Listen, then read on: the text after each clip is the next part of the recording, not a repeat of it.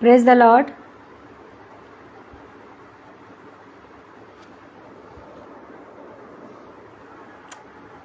Praise the Lord.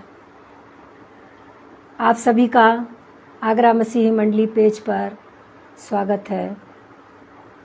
मैं धन्यवाद करती हूँ प्रभु यीशु का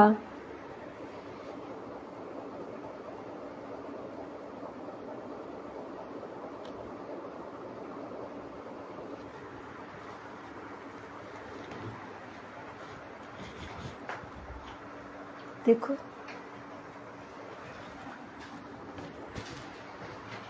ये क्या है।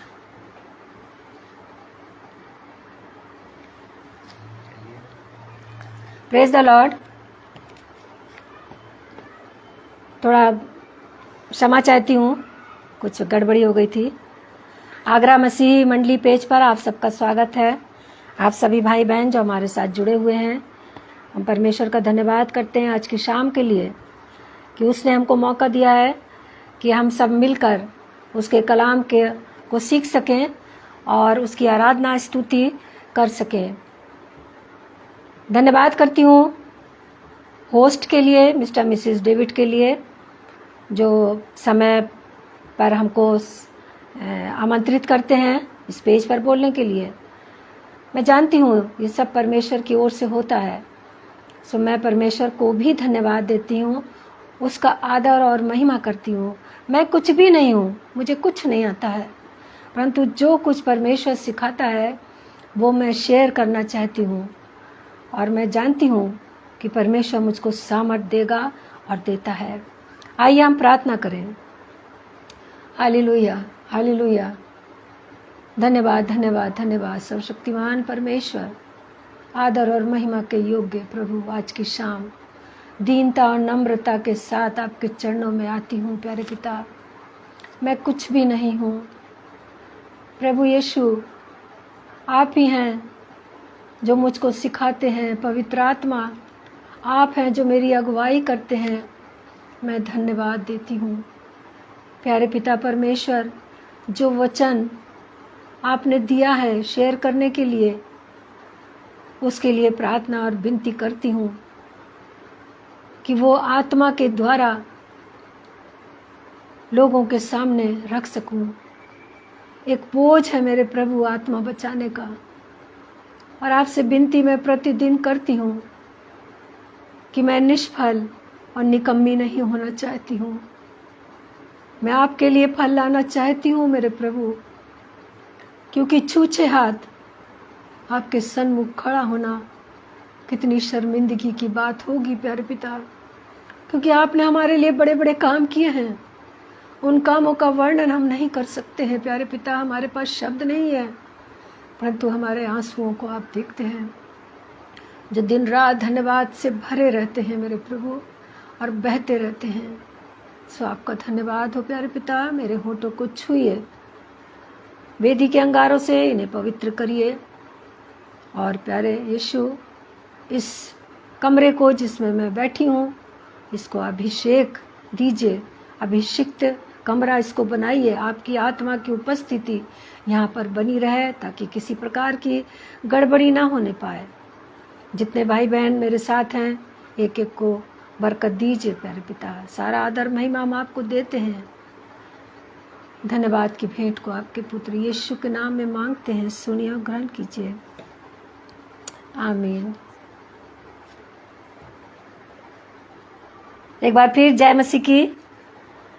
परमेश्वर की स्तुति हो, महिमा हो कि हम सब मिलकर फिर एक बार उसके कलाम पर ध्यान दे सकते हैं, कुछ सीखते हैं। आज का मेरा एक टॉपिक ऐसा है कि हम उसके बारे में जब सोचेंगे, बात करेंगे, सीखेंगे, तो सचमुच में जिन घरों में हम रहते हैं उन घरों में परमेश्वर का अभिषेक होगा, और परमेश्वर का अभिषेक हमें चाहिए हमारे परिवारों में। तो आज मैं इस टॉपिक पर बात करूंगी जो परमेश्वर ने दिया है कि हम किसकी प्रभुता में हैं, कौन हमारे ऊपर राज्य करता है, हमारे जीवन में, हमारे परिवार में, हमारे बच्चों पर कौन प्रभुता करता है, किसका राज्य है, किसका होल्ड है। आज हम इस पर विचार करेंगे। वचन कहता है, खटखटाओ तो खोला जाएगा। सच है, आज संसार भर में अनेक लोग प्रार्थनाओं में लगे हुए हैं और कहते हैं कि हमारे सारे द्वार बंद हैं, परमेश्वर किसी काम में सफलता नहीं दे रहा है, जिस काम में हम हाथ लगाते हैं असफल होते हैं, काम बनता ही नहीं है। तो लोग परेशान हैं कि उनके काम बन नहीं पड़ रहे हैं और ये कहते हैं कि परमेश्वर ने सारे द्वार बंद कर रखे हैं।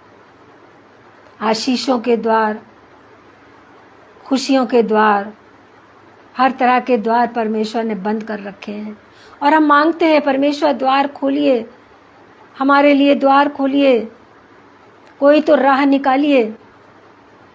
और हम देखेंगे वचन से, हम ही नहीं, वचन में कुछ लोग, कुछ भविष्यवक्ता, कुछ प्रभु के दास ऐसे भी हैं जो हमारे समान हैं। तो सबसे पहले हम देखेंगे राजा दाऊद के बारे में। वो अपने को कहता है, कई बार भजन संहिता पूरे में अध्यायों में कई बार वो कहता है कि अपने को त्यागा हुआ समझता है कि परमेश्वर ने मुझको छोड़ दिया है, मुझको त्याग दिया है, मेरी सुधि नहीं लेता है, मेरी चिंता नहीं करता है, मेरी प्रार्थना नहीं सुनता है। बड़ी बड़ी शिकायत परमेश्वर से करता है वो। हम देखेंगे भजन संहिता 22:1 और 2 कि राजा दाऊद क्या कह रहा है परमेश्वर से। हे मेरे परमेश्वर, हे मेरे परमेश्वर, तूने मुझे क्यों छोड़ दिया। हम भी संसार में जब बहुत बीमारियों में, दुखों में, तकलीफों में हो जाते हैं तो यही प्रार्थना करते हैं, परमेश्वर तूने मुझे क्यों छोड़ दिया। प्रभु यीशु मसीह जब क्रूस पर चढ़ाए गए तो पिता से उसने बड़े ही व्याकुलता में बोला कि तूने मुझे क्यों छोड़ दिया।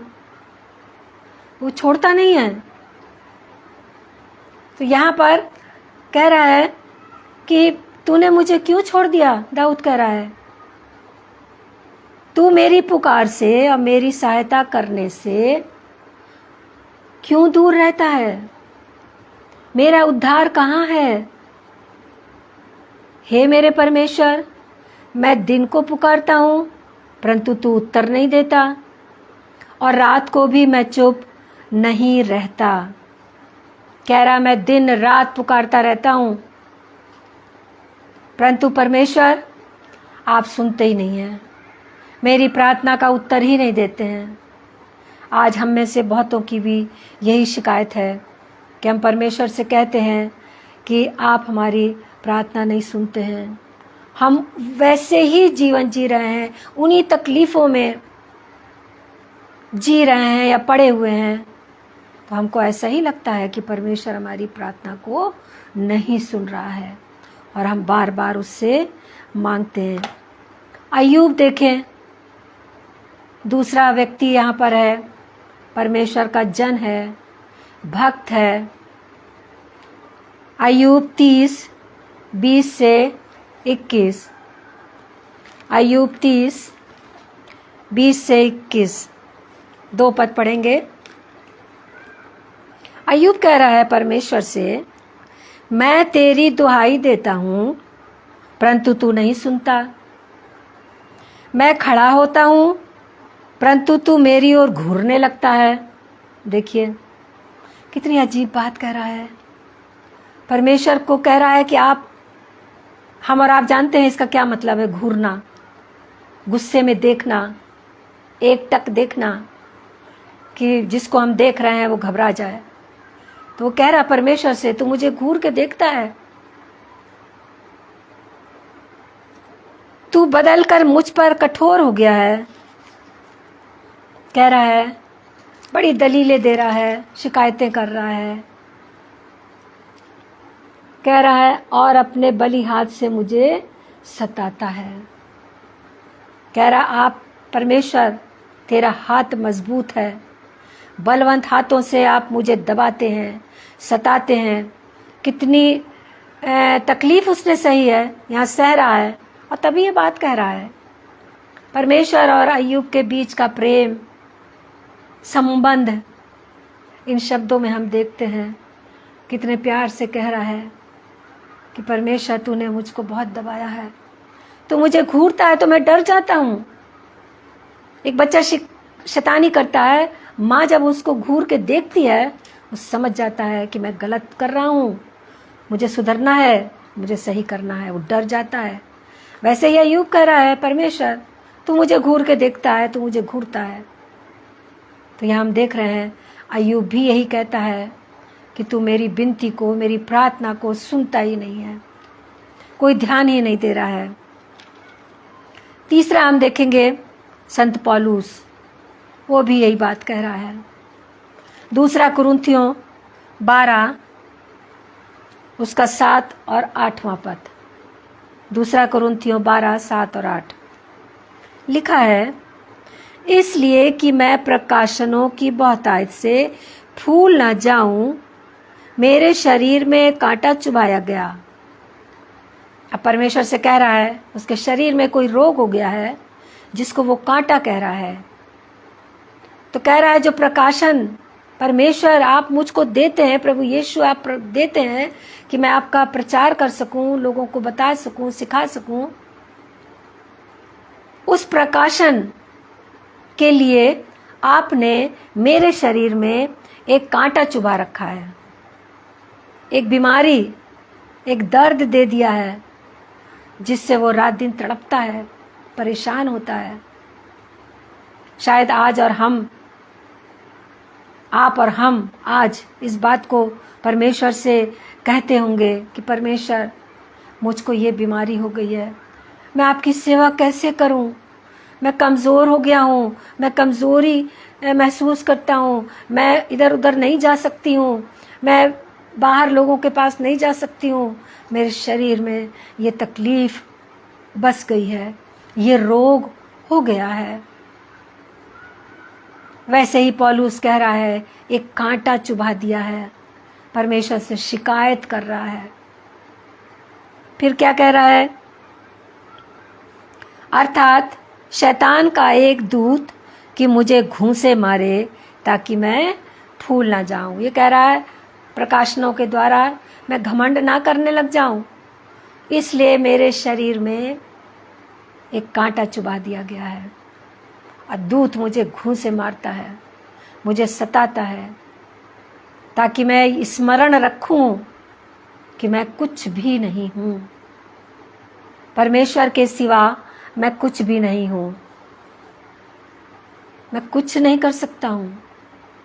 फिर कह रहा है 8वें पद में, इसके विषय में मैंने प्रभु से 3 बार विनती की। वो भी प्रार्थना कर रहा है, हम भी प्रार्थना करते हैं, प्रभु मुझको शुगर हो गई है, प्रभु मुझको थायराइड हो गया है, प्रभु मेरे लिवर में बीमारी आ गई है, मुझको ये हो गया है, मुझको ये हो गया, बोलते हैं हम प्रभु से। और पर प्रभु उसी में हमको जिलाता है, उसी में हमको इस्तेमाल करता है। और क्या कहता है, जैसे वो पौलुस से कह रहा है, वो 3 बार विनती करी उसने प्रभु से। हम तो शायद प्रतिदिन या बहुत बार करते हैं परमेश्वर से कि ये रोग हटा ले, चंगाई दे दे, चंगाई दे दे, तब आपकी सेवा करें। कह रहा है, पर उसने मुझसे कहा, 9वां पद देखेंगे, पर उसने मुझसे कहा, मेरा अनुग्रह तेरे लिए बहुत है, क्योंकि मेरी सामर्थ निर्बलता में सिद्ध होती है। कह रहा, मेरी सामर्थ निर्बलता, तू निर्बल है, शरीर से निर्बल है। बहुत से प्रभु के सेवक, प्रभु की दास दासियां शरीर से निर्बल हैं, पर परमेश्वर उनको इस्तेमाल करता है और कहता है कि मेरा अनुग्रह तेरे लिए बहुत है, तू मेरी सेवा कर, प्रचार कर, मैं तुझको संभाले रहूँगा। वो दुख और बीमारियाँ, वो कांटा इसलिए है कि हम फूल ना जाएं, हम घमंड ना करने लगे। सचमुच में कितना प्यारा वचन है कि हम परमेश्वर घमंड से हमें बचा रहा है। यहाँ पर वो घमंड से चढ़ी हुई आंखों से घृणा करता है। तो धन्यवाद करते हैं प्रभु का, प्रभु यीशु का। उसके अनुग्रह में हम बने रहते हैं। हबक्कूक की किताब में हम थोड़ा देखेंगे, पेज है 1087, पुराने नियम में है। हबक्कूक की किताब में थोड़ा सा हम देखेंगे। भूमिका देखिए, फर्स्ट पेज पर जहाँ से हबक्कूक की किताब शुरू होती है, फर्स्ट पेज पर भूमिका लिखी है। उस भूमिका से मैं एक लाइन पढ़ना चाहती हूँ।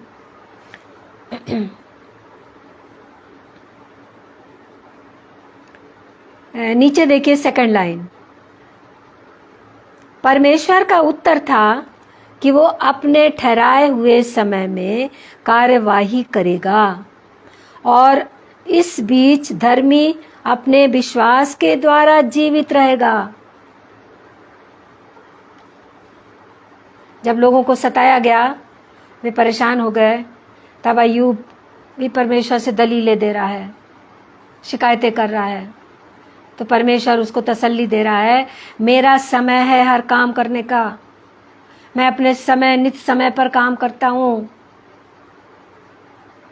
वचन कहता है हम अगर नित समय पर, सही समय पर बीज बोएंगे तो सही समय पर कटनी भी काटेंगे।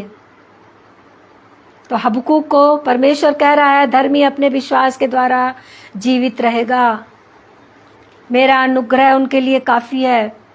पौलुस से जैसे कह रहा है, मेरा अनुग्रह तेरे लिए काफ़ी है, आज हमारे लिए भी परमेश्वर का अनुग्रह काफ़ी है। हम उसके, हमारा जो विश्वास है परमेश्वर पर, उसके द्वारा हम जीवित रहेंगे और जीवित रहते हैं। आज हम आगे बढ़ेंगे, जब एक स्त्री के बारे में हम देखेंगे। वो स्त्री कैसी स्त्री थी, उसका बयान तो वचन में आया है, परंतु एक बड़ी ही अद्भुत बात है कि उस स्त्री का नाम नहीं यहाँ पर लिखा है वचन में।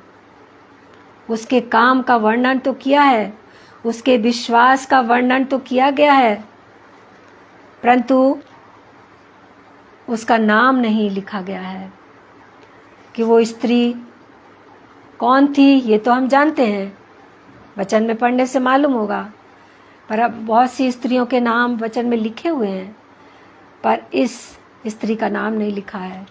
एक गुमनाम किरदार है, परंतु उसकी महानता, उसके विश्वास, उसके कामों का वर्णन यहाँ पे दिया है, जिससे हम सीख सकते हैं। दूसरा राजा 4 अध्याय 8 पद। पहले हम सिर्फ 8 और 10 पद पढ़ेंगे। एक दिन की बात है, यहाँ पर देखिए, एलीशा और शुनेम वासी धनी स्त्री, शुनेम वासी, शुनेम की रहने वाली थी, शुनेमिन, भारत के रहने वाले भारतीय, पंजाब के रहने वाले पंजाबी, अमेरिका के अमेरिकन, वैसी वो शुनेम की वासी थी, रहने वाली थी, इसलिए शुनेमिन स्त्री उसको कहा गया। उसका नाम नहीं दिया है यहाँ पर। एक दिन की बात है कि एलीशा शुनेम को गया, वहाँ एक कुलीन स्त्री थी और उसने उसे रोटी खाने के लिए विनती करके विवश किया। कुलीन स्त्री एक उच्च घराने की थी, पर यहाँ दे रहा है धनी स्त्री, हेडिंग में दे रहा है धनी स्त्री। वो विश्वास में धनी थी, वो परमेश्वर के प्रेम में धनी थी, वरदानों की धनी थी, परंतु उसका जीवन जब हम यहाँ पढ़ते हैं तो हमको धनी नहीं दिखाई देता है। वो परमेश्वर की पवित्रता में पवित्र आत्मा में धनी थी। कह रहा है कि एलीशा जब वहाँ से गुजरा शुनेम से, तब उस स्त्री ने उसको विवश किया, उसको मजबूर किया कि मेरे घर चल, भोजन कर, विश्राम कर। अतः जब जब वो उधर से जाता तब तब वो वहाँ रोटी खाने को उतरता था। उस स्त्री के घर में रोटी खाने को वो जाता था। मतलब कि परमेश्वर की ओर से एलीशा के लिए एक स्थान उसने रख दिया था, नियुक्त कर दिया था कि उस स्त्री के द्वारा उसको भोजन मिलता रहे। आगे हम देखेंगे, उस स्त्री ने अपने पति से कहा, 9वें पद में देखिए, उस स्त्री ने अपने पति से कहा, सुन, ये जो बार बार हमारे यहाँ से होकर जाया करता है, वो मुझे परमेश्वर को कोई पवित्र भक्त जान पड़ता है। उसने उसको पहचाना, उसकी बातों से, उसके सामर्थ्य से, उसके कामों से उसको पहचाना कि परमेश्वर का भक्त है, भविष्यवक्ता है कोई।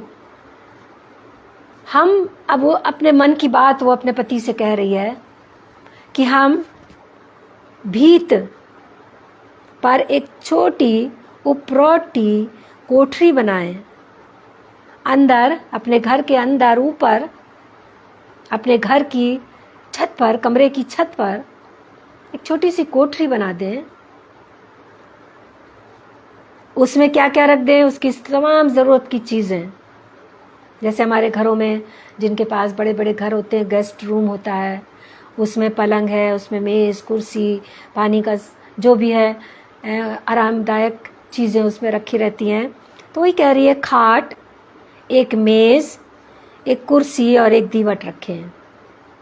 इन चीज़ों को उसने बताया ये ज़रूरी चीज़ें हैं परमेश्वर के भक्त के लिए, वहाँ पर हम लोग रख दें। अब उसका पति सुन रहा है कि जब जब वो हमारे यहाँ आए तब तक उसी में टिका करे। अब वो कह रही जब जब यहाँ से निकलेगा और वहाँ पर आया करेगा और ठहरा करेगा। वो अपने पति से कह रही है और पति ने उसकी बात को माना। एक दिन की बात है कि वो वहाँ जाकर उसने बनवा लिया। यहाँ पे स्पष्ट है कि उस कमरे को उसने बनवा लिया, सामान ज़रूरत का वहाँ पर रख दिया। तो एक दिन जब एलीशा आया तो वहाँ जाकर उपरौठी कोठरी में टिका। वहाँ जाकर वो रुका और उसने उसको भोजन दिया। उसको बोला कि आप यहाँ पर विश्राम कर सकते हैं। जितनी देर एलीशा ने चाहा वहाँ पर उसने विश्राम किया और खाट पर लेट गया, विश्राम किया। और उसने अपने सेवक, अब लेट कर वो सोच रहा है कि ये स्त्री मेरे लिए इतना क्यों कर रही है, कितना सेवा भाव है इसके अंदर। ये अधिक धनवान तो दिखती नहीं है, पर किसी कुलीन परिवार की दिखती है, सभ्य है, दूसरों की परवाह करने वाली है, प्रभु के सेवकों का आदर करने वाली है, उनकी चिंता करने वाली है। वो सोच रहा है लेटकर। तो उसका सेवक था गेहजी। उसने गेहजी से कहा, 12 पद,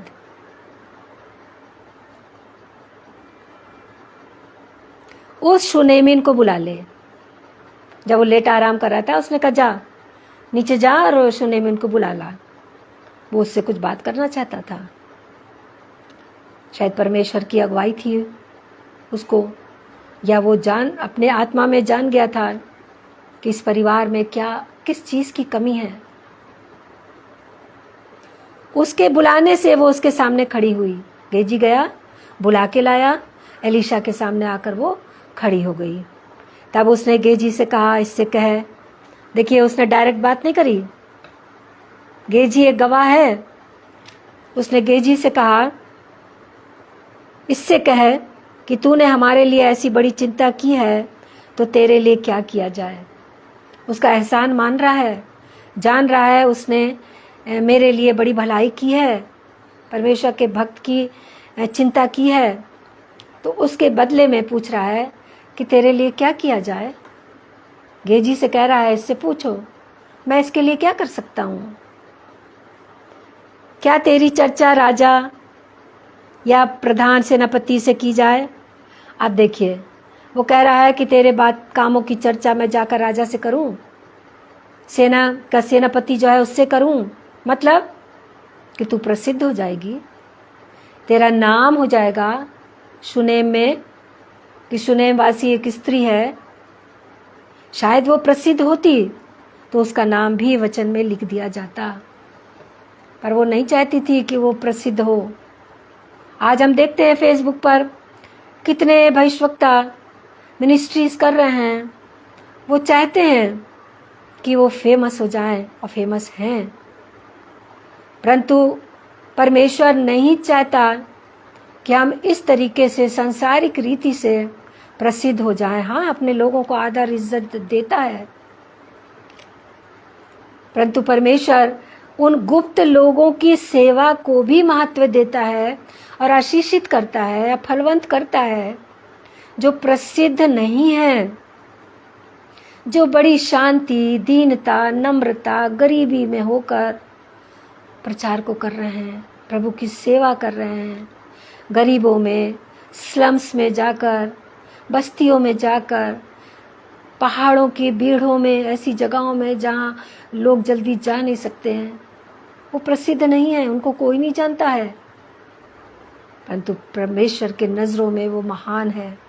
परमेश्वर ने उनको इसी काम के लिए चुना है। तो ये शुनेम वासी स्त्री जो थी, प्रसिद्ध नहीं होना चाहती थी।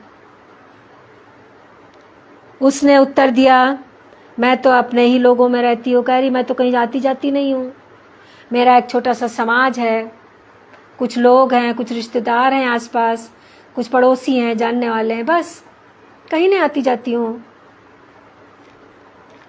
फिर उसने कहा, तो इसके लिए क्या किया जाए। अभी भी वो शुनेम इनसे मुखातिब नहीं है, गेहजी से बात कह रहा है, फिर इसके लिए क्या किया जाए। गेहजी से पूछ रहा है, फिर इसके लिए क्या किया जाए, मतलब गेहजी तू पूछ इससे, मैं इसके लिए क्या कर सकता हूँ, क्या भलाई इसके लिए करूँ। फिर गेहजी ने उत्तर दिया। गेहजी उसके दर्द को समझ रहा था और वो चाहता था कि गेहजी बोले। गेहजी बोले कि आप क्या समझते हैं और हम क्या समझते हैं कि परमेश्वर का वो भक्त मन की बात को नहीं जान रहा होगा। जब ठहर रहा आकर तो देख रहा है पति पत्नी है, दो, बुढ़ापा है इनका, वो खूब समझ रहा है किस बात की कमी है इस घर में, परंतु गेहजी से वो कहलवा रहा है, पूछवा रहा है, पूछ। तब गेहजी ने उसके दर्द को समझा उस स्त्री के और बोला, निश्चय उसके कोई लड़का नहीं और उसका पति बूढ़ा है। कह रहा है कि वो नहीं बोल रही है, शायद वो शर्मा रही है या वो इस बात पर यकीन नहीं कर पा रही है, उसके पास कोई औलाद नहीं है, दोनों बूढ़े हैं। तब उसने कहा, उसको बुला ले। यहाँ पर देखिए, जब मैं इसको पढ़ रही थी तो मैं सोचने लगी उसको बुला ले। वो तो आई थी, पूछ रहा था कि मैं क्या करूं तेरे लिए, तो उसने कहा कि मैं तो अपने लोगों में रहती हूँ, राजा से और सेनापति से मेरा वर्णन तू ना कर, क्यों करेगा, मैं तो एक साधारण स्त्री हूँ। अब मुझे को लगता है कि वो कह के वो चली गई थी नीचे। फिर वो गेहजी से पूछ रहा है उसका दर्द। गेहजी ने समझ कर उससे कहा, उसका पति बूढ़ा है, निश्चय उसके पास कोई संतान नहीं है। तब एलीशा ने फिर कहा, जा उसको बुला। फिर उसको बुलवा लिया ऊपर उपरौती कोठरी में, उसको फिर से बुलाया और उसने उसको, तब वो आके द्वार पे खड़ी हो गई। अब वो अंदर भी नहीं आई, द्वार पे खड़ी है। तब उसने कहा, बसंत, अब उसने उसको आशीर्वाद दे दिया, बसंत ऋतु तू एक बेटा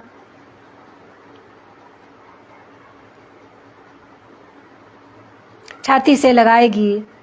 स्त्री ने कहा, हे मेरे प्रभु, हे परमेश्वर के भक्त, ऐसा नहीं, अपनी दासी को धोखा ना दे। देखिए, बड़ी दीन और नम्र होकर कह रही है, सोच रही है मजाक कर रहा है ये, मैं तो बूढ़ी हूँ। आपको याद होगा सारा भी हंसी थी, मुस्कुराई थी जब परमेश्वर के दूतों ने उससे कहा कि तेरे औलाद होगी, तो वो भी हंसी थी, मुस्कुराई थी। यहाँ ये कह रही है, आश्चर्य कर रही है या यहाँ पर शक कर रही है, और शक उसका यहाँ पर बयान किया गया है। हम देखेंगे अभी। उसने कहा, हे मेरे प्रभु, हे परमेश्वर के भक्त, ऐसा नहीं, अपनी दासी को धोखा ना दे। उसे यकीन ही नहीं हुआ। कह रही, उससे बोल पड़ी कि तू मुझे धोखा दे रहा है, और ना हुआ ऐसा तो कह रही है मुझे धोखा मत दे, मैं वैसे ही दुखी हूँ, मेरे कोई औलाद नहीं है, मैं बहुत दीन और नम्र होकर परमेश्वर से मांगती हूँ, पर उसने मुझे कोई संतान नहीं दी। अब मेरे साथ धोखा मत कर रहा, मुझसे ये बात मत बोल। पर स्त्री को गर्भ रहा, और बसंत ऋतु का जो समय एलीशा ने उससे कहा था, उसी समय जब दिन पूरे हुए तब उसके पुत्र उत्पन्न हुआ। वचन कहता है, जहाँ पर 2 या 3 मेरे नाम से जमा होंगे, वहाँ परमेश्वर उपस्थित होगा, प्रभु यीशु मसीह उपस्थित है। यहाँ उस ऊपरी कोठरी में एलीशा परमेश्वर का भक्त, उसका सेवक गेहजी और ये स्त्री 3 उपस्थित थे, और वहाँ पर परमेश्वर भी उपस्थित था। उनकी बातचीत में परमेश्वर भी शामिल था, उपस्थित था। ऐसे ही परिस्थितियां हमारे और आपके जीवन में आती हैं। कभी कभी परमेश्वर का भक्त या कोई व्यक्ति के द्वारा हमको कुछ अच्छी बात बताई जाती है, तब हम उस पर शक करते हैं। हम सोचते हैं कि अरे क्या ऐसी बोल रहा है, हम तो सालों साल से प्रार्थना करते आ रहे हैं, परमेश्वर सुनता ही नहीं है। परंतु परमेश्वर सुनने वाला और धीरज रखने वाला परमेश्वर है। Hallelujah, hallelujah. उसके यहाँ देर ज़रूर है, पर अंधेर नहीं है। वो अपनी योजना, अपने नियम, अपना समय के अनुसार कार्य करता है। ऐसा महान परमेश्वर है, उसकी स्तुति हो, उसकी तारीफ हो।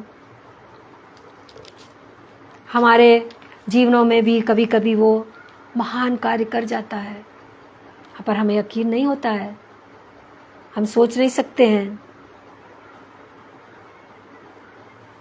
यहाँ पर हम देखते हैं, इस स्त्री ने, शुनेमिन स्त्री ने परमेश्वर के भक्त के लिए घर खोला। इसका मतलब है उसने परमेश्वर को भी आमंत्रित किया अपने घर में, अपने घर की ऊपरी कोठरी में भी उसने परमेश्वर को आमंत्रित किया उस भक्त के द्वारा।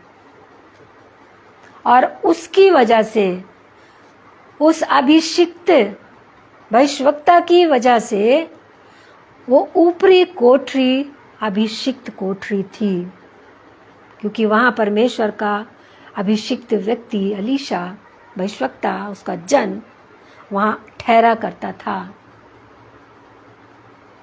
क्या हम और आप जिस कमरे में रहते हैं वहाँ परमेश्वर की उपस्थिति है, परमेश्वर की प्रभुता है, परमेश्वर का राज्य है, कि कोई और राज्य करता है? 2 ही तो राज्य होंगे, या तो परमेश्वर राज्य करेगा और या इस संसार का मालिक शैतान, जो आजकल गरजने वाले सिंह के समान हमारे और लोगों के पीछे पड़ा है। वो जानता है उसका बहुत कम समय है, वो धर्मियों को सताता है, अधर्मी तो उसके हैं ही। वो कहता है वित्त मेरे हैं, वो कहाँ जाएंगे? उनको तो मैंने ऐसे बुराइयां, पाप उनमें भर रखा है कि वो कहीं जा ही नहीं सकते हैं। पर धर्मियों के पीछे पड़ा रहता है कि कैसे उनको फाड़ है, कैसे उनको विश्वास में कमज़ोर कर दे। तो यहाँ पर हम देखते हैं कि एलीशा उस कमरे में रहता है, तो वो कमरा जो है वो अभिषिक्त है, अभिषेक से भरा हुआ है, सामर्थ से भरा हुआ है। आज हम इस बात पर ध्यान दें कि हमारे घर पर कौन प्रभुता करता है। आगे हम चलेंगे, 18 पद देखिए। जब लड़का बड़ा हो गया, पुत्र हुआ, तब एक दिन वो अपने पिता के पास लवने वालों के निकट निकल गया। लड़का थोड़ा बड़ा हुआ, उसका पिता किसान था, खेती करता था, वो वहाँ चला गया और जितने नौकर चाकर लव रहे थे, अनाज को काट रहे थे, वहाँ उसकी माँ ने उसको भेज दिया। और वहाँ जब गया तो क्या हुआ देखिए, और उसने पिता से कहा, आह मेरा सिर, आह मेरा सिर। वहाँ जाके उसको बहुत सिर में दर्द होने लगा, बहुत तेज़ी से, और वो तड़पने लगा। पिता ने नौकर से कहा, जा जल्दी से इसको उसकी माँ के पास ले जा। शायद वहाँ धूप होगी, गर्मी होगी, छोटा बच्चा था, या कोई और कारण होगा उसका बीमारी का। उसके पिता ने उसकी माँ के पास भेज दिया और वो दास उसको वहाँ उसकी माँ के पास छोड़ आया। वो उसे उठाकर उसकी माता के पास ले गया। फिर वो दोपहर तक उसके घुटनों पर बैठा रहा, तब मर गया। उसको गोद में लेकर बैठी रही, सर में दर्द होता रहा और दोपहर मर गया। वो क्या बीती होगी उस पर। कह रही थी एलीशा से कि मुझे धोखा ना दे। क्या उसकी बात सच हुई? क्या उसका शक पूरा हुआ?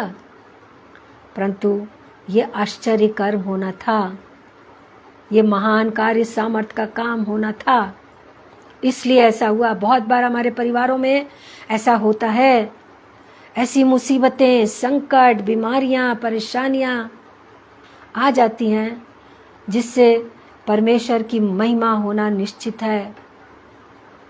परमेश्वर हमें सताव में हमेशा नहीं रखना चाहता है और ना रखता है, वो उसका निकास भी करता है, परंतु हमें कुछ सिखाना चाहता है। जब हम तकलीफ़ों में होकर निकलते हैं, तब हम अधिक ईमान में मजबूत हो जाते हैं। इस शुनेमिन स्त्री को भी ऐसे ही एक एक्सपीरियंस से होकर परमेश्वर गुजार रहा था, निकाल रहा था, कि वो जाने कि परमेश्वर सर्वशक्तिमान परमेश्वर है। हालेलुया। हम और आप जानते हैं वो कितना महान है। उसकी महानता को भजन संहिता पढ़िए, दाऊद उसकी महानता का कितना वर्णन करता है। पूरी कायनात के बारे में परमेश्वर उससे भी पूछता है, क्या तू ये जानता है हवाएं कहाँ से चलती हैं, ओले कहाँ से आते हैं, बारिश कैसे होती है, पृथ्वी किस पर टिकी है, लिव्यातान को कौन खिलाता है, एक बड़ा पानी का जानवर। अय्यूब से भी परमेश्वर अपनी महानता का वर्णन कर रहा है। क्या तू ये सब जानता है, तू ये सब कर सकता है, बहुत कुछ कह रहा है उससे। तो परमेश्वर महान है, अपनी महानता को, सामर्थ को लोगों पर प्रकट करना चाहता है। और ये शुनेमिन स्त्री को उसने चुना कि अपनी सामर्थ उस पर प्रकट करे। तो वो बच्चा मर गया। अब देखिए यहाँ पर एक बहुत ही इम्पोर्टेंट मोड़ आया है इस घटना में। उस स्त्री ने क्या किया, दौड़कर पड़ोस में नहीं गई, किसी दास को बुला के नहीं बोला कि जा खेत पे जा जल्दी, मेरे पति को बुला ला, बेटा मर गया है। पड़ोसियों को नहीं बुलाया, रिश्तेदारों को नहीं बताया, रोने चिल्लाने मातम विलाप नहीं करने लगी। एक काम उसने किया, बड़े विश्वास के साथ बच्चे को कंधे पे उठाया, ऊपर चढ़ गई उपरौती कोठरी में, और ले जाकर उसने उस बच्चे को, मरे हुए बच्चे को एलीशा के बिस्तर पे लिटा दिया। और बाहर से एक मुख्य बात यह है, ध्यान दीजिएगा, बाहर से उसने दरवाजे को साकल चढ़ा दी, बंद किया। ये नहीं लिखा है भेड़ के आ गई, दरवाजा खुला छोड़ दिया। साफ लिखता है, पढ़ लेंगे हम इसको। उसने चढ़कर उसको परमेश्वर के भक्त की खाट पर लिटा दिया और निकलकर द्वार बंद किया और उतर गई। द्वार को बाहर से बंद कर दिया और नीचे उतर आई। क्या सोचा होगा उसने? क्या सोचकर ले गई? क्या वो अपनी नाराजगी एलिशा पे प्रकट करना चाहती थी, या उसको जताना चाहती कि तूने मुझे धोखा दिया है? बेटा तो दिया, पर उसको परमेश्वर ने ले भी लिया। किस मनसा को लेकर, किस विचारों को लेकर, किस दुविधा को लेकर तो गई थी ऊपर। आगे देखिए, तब तक उसका पति भी शायद आ गया होगा। यहाँ लिखा है, तब उसने अपने पति से पुकार कर कहा, नहीं, क्या हुआ यहाँ पर? वो बाहर गई, बच्चे को लिटा दिया, उपरौती कोठरी में कुंडी लगा दी, सीढ़ियाँ उतर के नीचे गई, और शायद मेरे ख्याल से खेत पास में होगा, इसीलिए लिखा है उसने पुकार कर चिल्ला कर कहा, मेरे पास एक सेवक और एक गधी तुरंत भेज दे कि मैं परमेश्वर के भक्त के यहाँ झटपट हो आऊँ। एलीशा वहाँ नहीं था, जहाँ गया था उसे मालूम था कि एलीशा वहाँ गया हुआ है। उसने अपने पति से कहा, जल्दी से दास को भेज, गधी भेज, कि मैं परमेश्वर के भक्त जो एलीशा यहाँ ठहरता था, मैं जरा उससे मिलाऊं। उसका पति बड़ा आश्चर्य कर रहा है, क्या बात हो गई है? मैंने तो बच्चा घर में भेजा था, बच्चे को छोड़कर ये क्यों ऐसा कह रही है, क्यों गधी को मंगा रही है? उसने कहा, आज तो यहाँ क्यों, वहाँ उसके पास क्यों जाएगी? कह रहा है, आज ना तो नए चांद का और ना विश्राम का दिन है, मतलब कोई ऐसी बात भी नहीं है विशेष कि तू उसके पास जा रही है। उसने कहा, कल्याण होगा। उसने अपने मुंह से ही कह दिया, कल्याण होगा, हमारा भला होगा, मुझे जाने दे, वो भलाई करेगा हमारी। परमेश्वर का भक्त। 24 पद देखिए, तब उस स्त्री ने गधी पर काठी बांधकर अपने सेवक से कहा, हाँ के चल। बैठ गई उस पर, जल्दी से बांधा, फटाफट बैठी, बोला चल, बड़ी तेजी में ले चल, हाँ के चल, रुकना नहीं। कितनी उतावली थी उसको उस सेवक के पास पहुंचने की, और कह रही है, हाँ के चल, मेरे कहे बिना हाँकने में ढिलाई ना करना, जब तक मैं कहूँ रुकना नहीं, स्पीड मत कम करना, जल्दी से ले चल मुझे। क्यों? क्योंकि उसे मालूम था कि बच्चा वहाँ मरा हुआ पड़ा हुआ है, और वो एलीशा को बुलाने जा रही है, उससे कहने जा रही है कि वो मर गया है। तो वो चलते चलते 25 पद देखिए, करमेल पर्वत को परमेश्वर के भक्त के निकट पहुंची। वो करमेल पर्वत पर है, और जब जा रही है, वहां तक पहुंच गई है, तब उसे दूर से देखकर परमेश्वर के भक्त ने अपने सेवक गेहजी से कहा, देख, उधर तो वो शूनेमिन है। बड़ा आश्चर्य कर रहा है कि ये गधी पर बैठकर क्यों आ रही है मेरे पास। कह रहा है उससे, पहचान, मैं तो पहचान रहा हूं, शायद शूनेमिन स्त्री है, आ रही है मुझसे मिलने। अब उससे मिलने को दौड़ जा। कह रहा, देख, वो यहाँ तक आएगी, इससे पहले तू दौड़ जा, उसके पास जाके पूछ क्या बात है। 6वीं आयत देखिए, 26। अब उससे मिलने को दौड़ जा और उससे पूछ कि तू कुशल से है। समझ रहा है कुछ गड़बड़ है। कह रहा, तू क्यों आ रही है, क्या कारण है, तू कुशल से है, क्या तकलीफ है तुझको। पर क्या हुआ, वो पहाड़ पर परमेश्वर के भक्त के पास पहुंची। अब वो पूछ रहा है, तेरा लड़का कुशल से है, तेरा पति भी कुशल से है, तू कुशल से है, सब ठीक ठाक है। कुछ नहीं बोला उसने।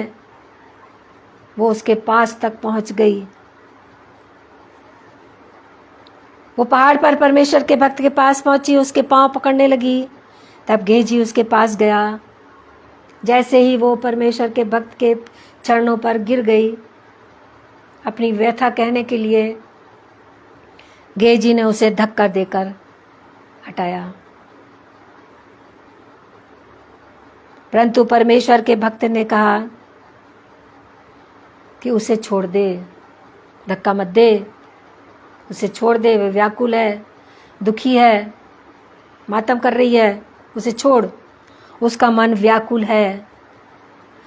परंतु परमेश्वर ने मुझको नहीं बताया। अब वो बड़ा आश्चर्य कर रहा है कि मैं तो परमेश्वर का भक्त हूँ, मुझे तो पहले ही मालूम हो जाना चाहिए कि परमेश्वर ने उसके बेटे की जान ले ली है। परमेश्वर ने तो मुझको नहीं बताया, कोई अगुवाई नहीं करी है। बड़ा ताज्जुब कर रहा था, ये कैसे हो गया? मुझे तो सब कुछ परमेश्वर पहले से बताता है, ये भी नहीं बताया कि वो आ रही है शुनेमिन मुझसे मिलने। क्या कुछ हो गया उसको? परंतु यहोवा ने मुझको नहीं बताया, छिपा ही रखा। कह रहा ये बात परमेश्वर ने मुझसे क्यों छिपा रखी? एलीशा नहीं समझ पाया। बहुत सी बातें, बहुत सी हम प्रार्थनाएं करते हैं, परमेश्वर उन बातों को अपने तक रखता है, उसका उत्तर हमें नहीं देता है। और जब समय आता है, जैसे हबक्कूक में कह रहा है, वो हबक्कूक से, भविष्यवक्ता से, वो अपने नियत समय पर काम करता है, तो वैसे ही उसने यहाँ पर भी अपने नियत समय पर अपनी सामर्थ को, अभिषेक को प्रकट किया। आगे हम देखेंगे। तब वो कहने लगी, क्या मैंने अपने प्रभु से पुत्र का वर मांगा था? अब उसे शिकायत कर रही है, क्या मैंने तुझसे कहा था कि मुझे एक पुत्र दे दे? मैं तो जानती थी कि मैं बूढ़ी हूँ, मेरा पति भी बूढ़ा है, पुत्र उत्पन्न नहीं हो सकता है। क्या मैंने तुझसे मांगा था जबरदस्ती कि मुझे दे, मुझे वरदान दे, मुझे अभिषेक दे, आशीष दे? उससे दलील कर रही है, शिकायत कर रही है। क्या मैंने कहा था मुझे, क्या मैंने ना कहा था मुझे धोखा न दे? उसको याद दिला रही है, मैंने कहा था ना तुझसे कि मुझे धोखा ना देना, और तूने वही किया, मुझे धोखा दिया। तब एलीशा ने गेहजी से कहा, यहाँ देखिए, फिर गेहजी से ही वो काम करा रहा है। गेहजी से कह रहा है कमर बांध। पढ़िए, आगे देखते हैं। तब एलीशा ने गेहजी से कहा, अपनी कमर बांध, मतलब तैयार हो जा, मेरी छड़ी हाथ में लेकर चला जा। मार्ग में यदि कोई तुझे मिले तो उसका कुशल ना पूछना। कह रहा सीधे शुनेमिन स्त्री के घर जा, ऊपरी कोठरी पर जा। उसको वो निर्देश दे रहा है, खुद नहीं जा रहा है। और कोई तेरा कुशल पूछे तो उसको उत्तर ना देना। रास्ते में कोई भी मिले कुछ मत बात करना, चुपचाप चले जाना। मतलब ये कि देरी मत कर। और मेरी ये छड़ी उस लड़के के मुंह पर रख देना। एलीशा को अपनी छड़ी पर, जिससे उसने बहुत से आश्चर्य कर्म किए होंगे, बहुत विश्वास था, वो सामर्थ से भरी हुई थी, परमेश्वर का अभिषेक था। और वही काम उसने गेहजी को वो देकर भेजा कि जा तू उस बच्चे के मुंह पर रख देना। वो जानता था कि परमेश्वर उसको अच्छा करेगा। पर यहाँ क्या हुआ, परमेश्वर तो कुछ और चाहता था। तब लड़के की माँ ने एलीशा से कहा, इतनी बात सुनने के बाद कहा, यहोवा के और तेरे जीवन की शपथ, मैं तुझे ना छोड़ूंगी। उसको ये बात भी बड़ी बुरी लगी कि खुद नहीं जा रहा है, परमेश्वर का भक्त है, मेरे साथ नहीं चल रहा है, अपने सेवक को भेज दे रहा है कि जा उस छड़ी के द्वारा बच्चा जीवित कर। तब वो कैसे, कितनी कड़ी बात कह रही है उस भक्त को परमेश्वर के। क्यों? क्योंकि उसका मन बहुत दुखी था, व्याकुल था, बहुत चिंतित था अपने बच्चे के लिए।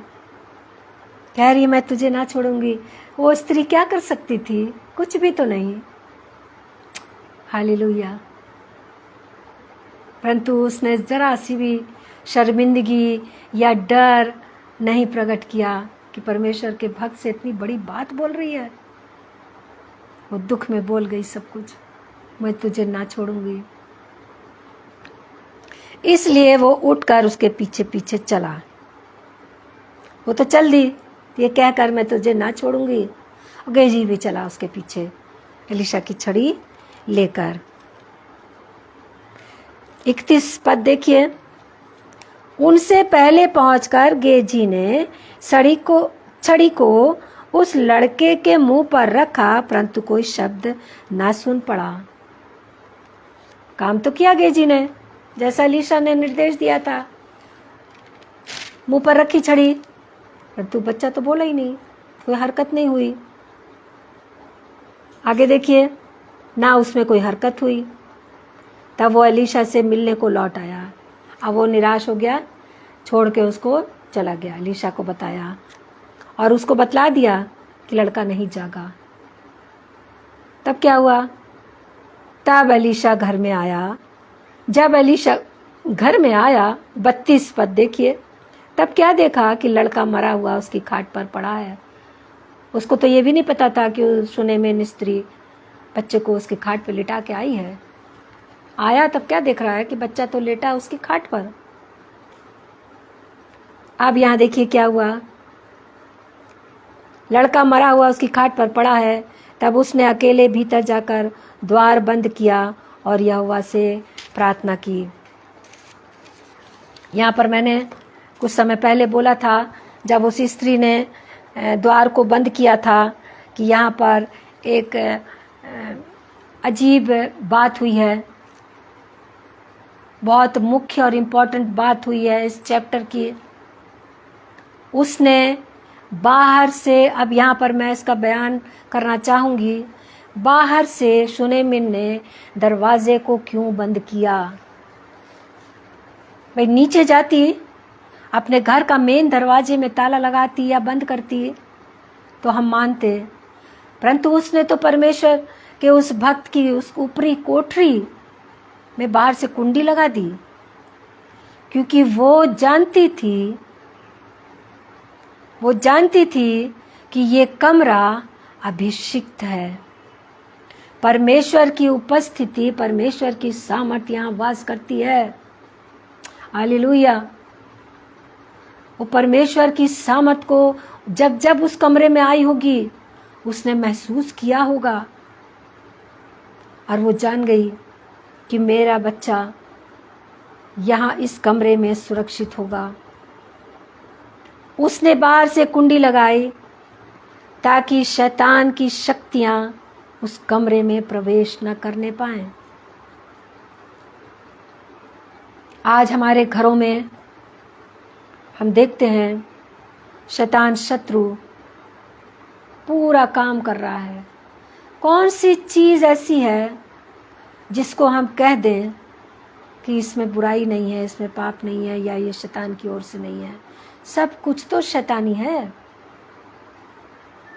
हमारा ये शरीर परमेश्वर का मंदिर है, परमेश्वर का घर है।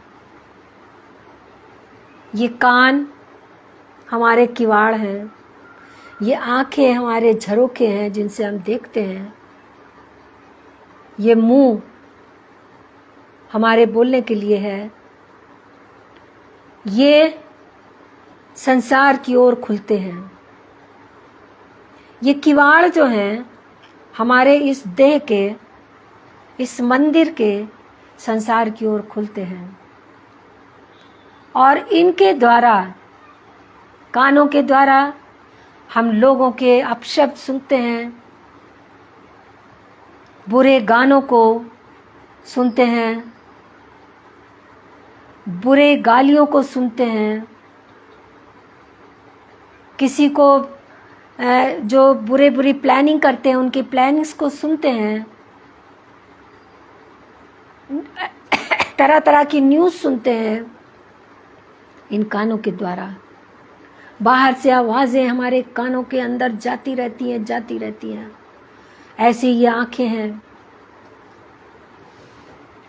जिनके द्वारा पाप होता रहता है।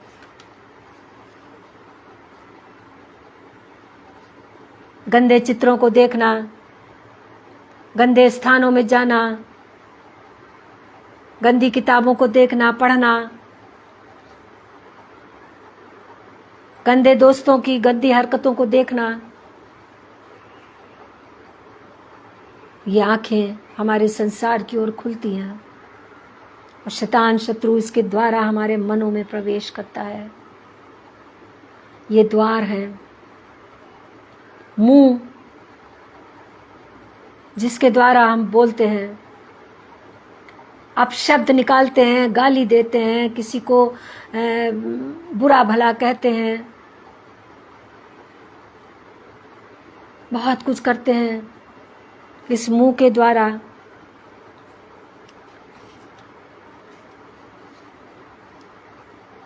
ये किवाड़ जो संसार की ओर हमारे खुलते हैं, हमें इन्हें बंद करना है।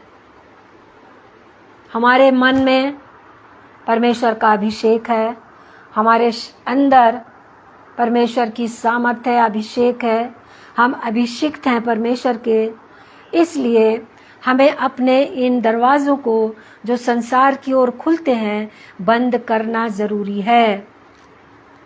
इन दरवाज़ों को हम बंद करें ताकि बुराई, पाप, तमाम बुरी अभिलाषाओं की बातें हमारे अंदर प्रवेश न करने पाएं।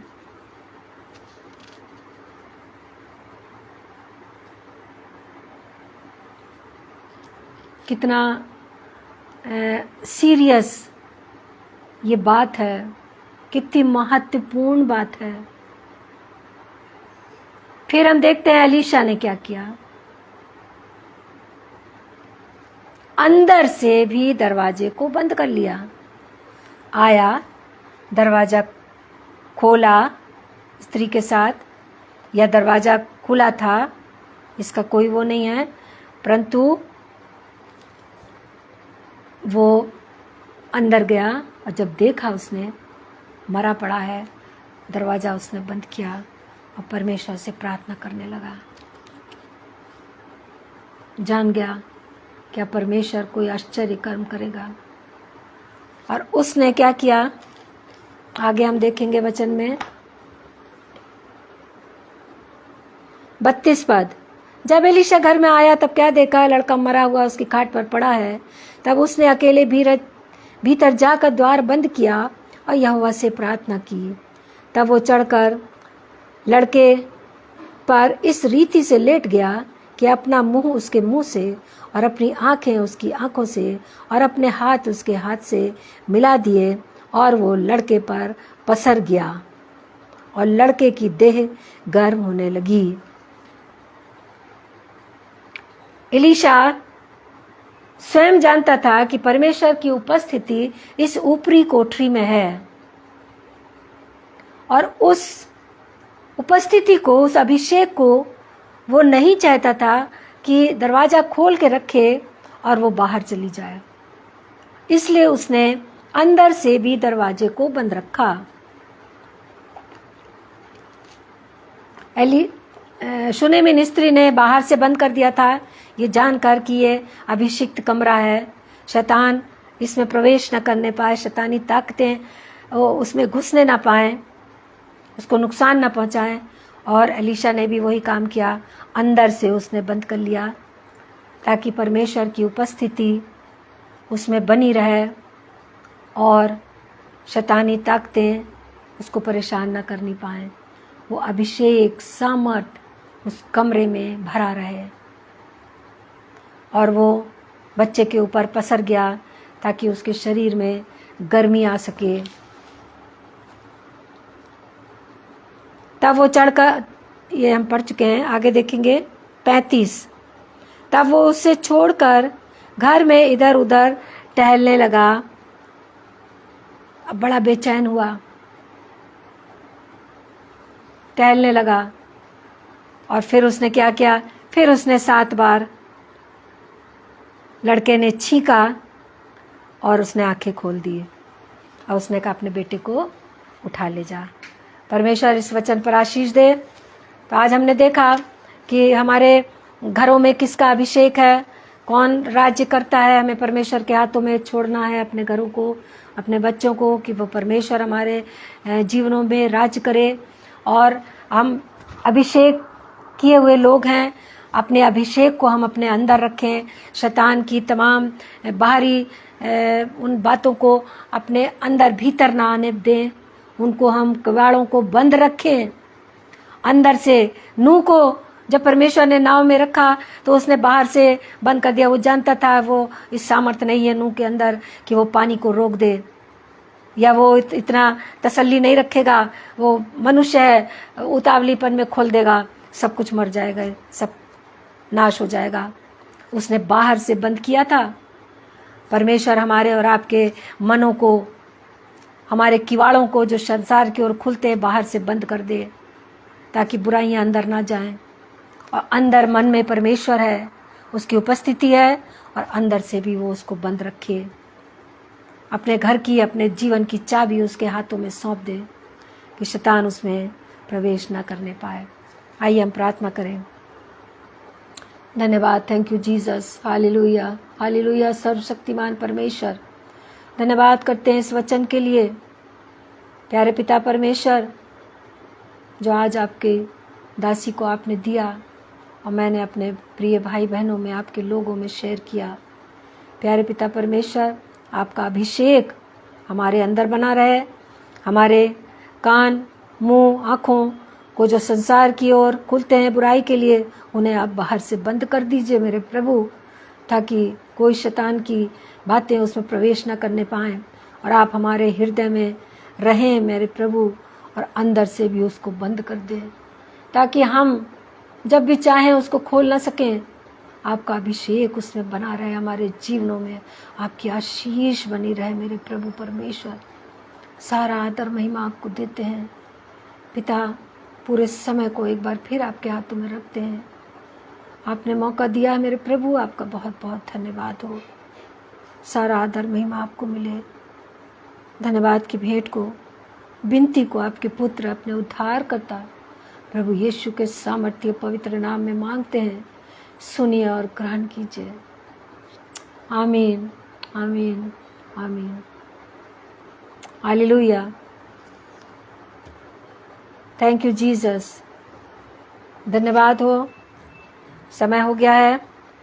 परमेश्वर का धन्यवाद करती हूँ आज के वचन के लिए। आप इस पर मनन कीजिए।